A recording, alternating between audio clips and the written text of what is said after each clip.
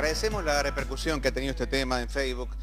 Como habíamos dicho ya la semana pasada y lo venimos reiterando, tenemos buena participación de muchos colegas desde distintos lugares de Latinoamérica, de Chile, de Bolivia.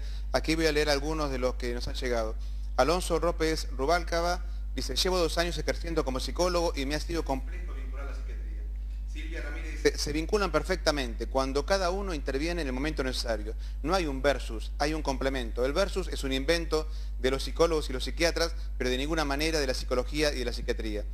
Ernesto Rodríguez Carriló: no veo la situación, lo compruebo en mi práctica diaria y en el posgrado que coordino. Hilary Domínguez: uno utiliza medicamentos y el otro técnicas para hacer la catarsis.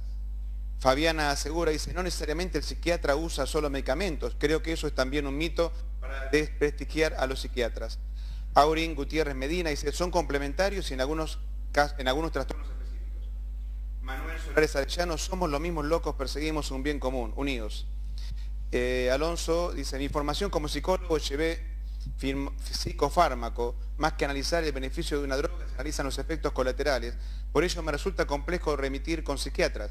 Mis pacientes con trastorno depresivo los atiendo con medicina homeopática. Se obtienen excelentes resultados sin efectos colaterales. Desde luego que cada compañero tiene su metodología en un abordaje terapéutico y es respetable.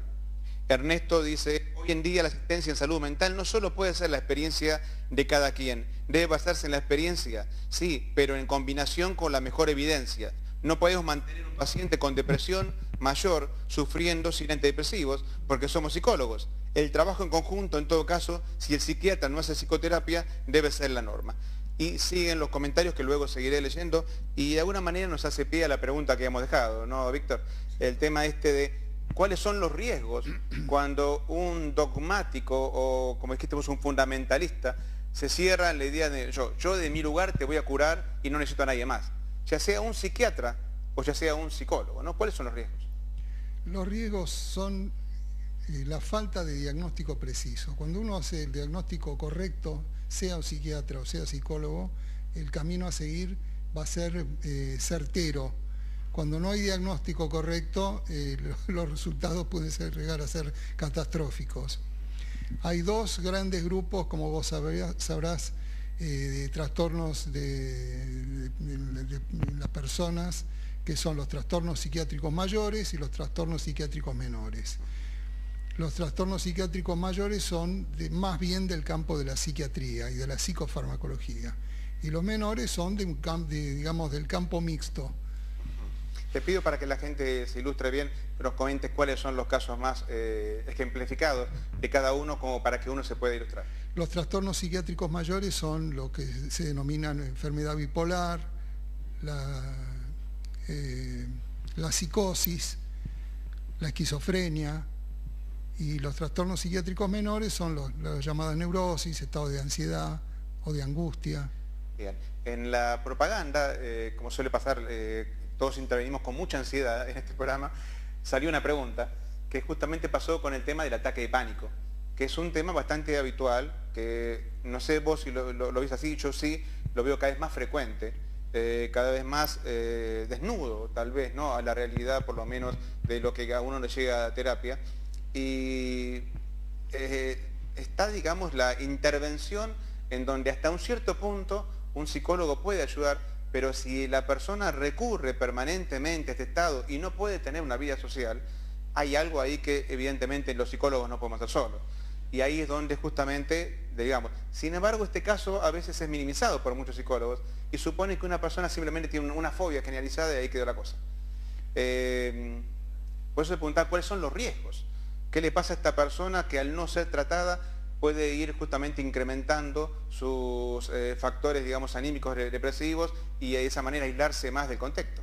Incrementando sus síntomas y padeciendo inútilmente. Exactamente, exactamente. ¿Pero tiene cura esto, doctor? ¿Hay una medicación, algo como para tratarlo? Porque es cada vez más frecuente los ataques de pánico, como también el famoso panic attack, ¿no? Salimos.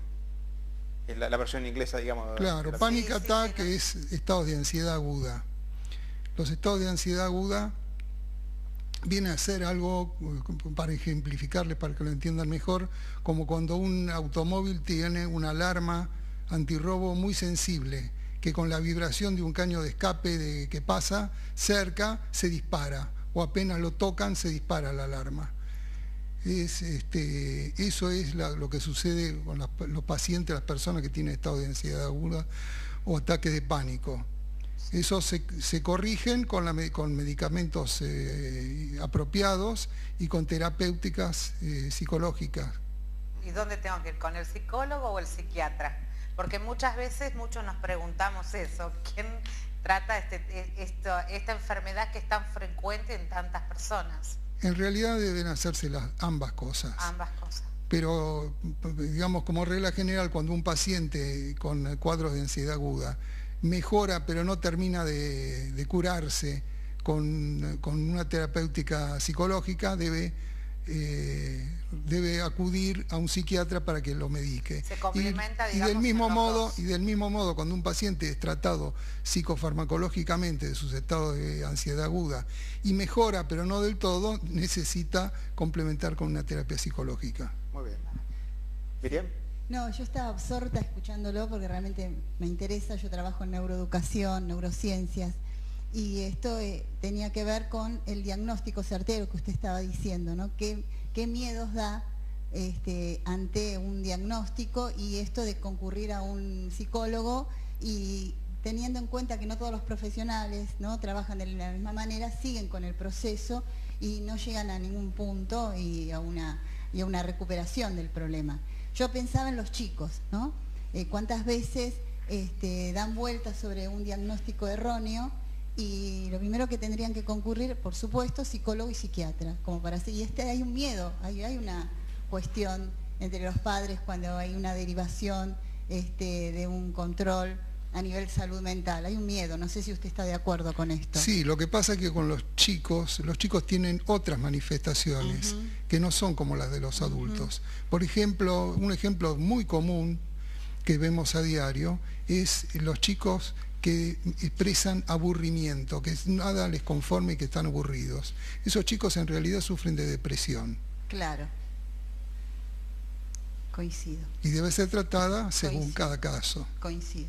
Y los chicos hiperactivos, que a veces también he conocido muchas personas que los chicos son hiperactivos y los mandan al psicólogo o al psiquiatra para que los medique y los baje un poco. ¿Es un mito o es real esto que medican a niños tan chiquitos de aproximadamente de 6 a 12 años? Lo que pasa es que los tratamientos farmacológicos de los trastornos de la atención con hiperactividad, que de eso estás hablando, no tienen un tratamiento farmacológico específico y seguro, y en realidad tienen un tratamiento que es de difícil manejo porque son fármacos que tienen toxicidad hepática y que hay que hacer controles hematológicos y hepatogramas.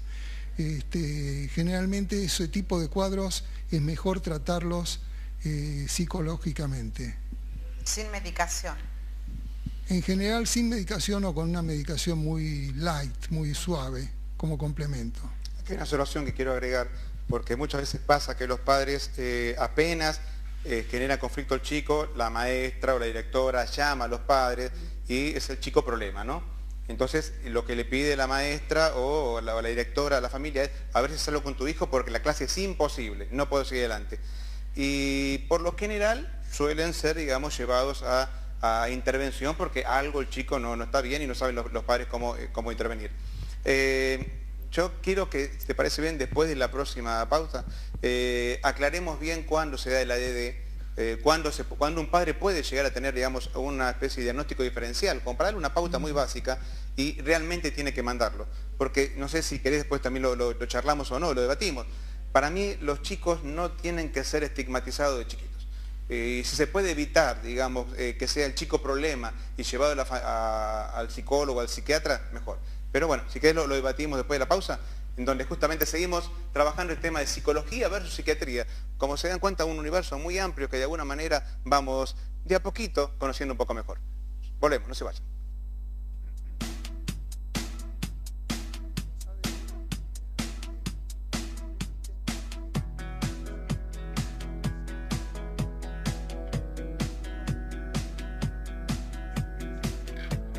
Smile. Agradecemos la repercusión que ha tenido este tema en Facebook. Como habíamos dicho ya la semana pasada y lo venimos reiterando, tenemos buena participación de muchos colegas desde distintos lugares de Latinoamérica, de Chile, de Bolivia. Aquí voy a leer algunos de los que nos han llegado. Alonso López Rubalcaba dice: llevo 2 años ejerciendo como psicólogo y me ha sido complejo vincular la psiquiatría. Silvia Ramírez dice: se vinculan perfectamente cuando cada uno interviene en el momento necesario. No hay un versus, hay un complemento. El versus es un invento de los psicólogos y los psiquiatras, pero de ninguna manera de la psicología y de la psiquiatría.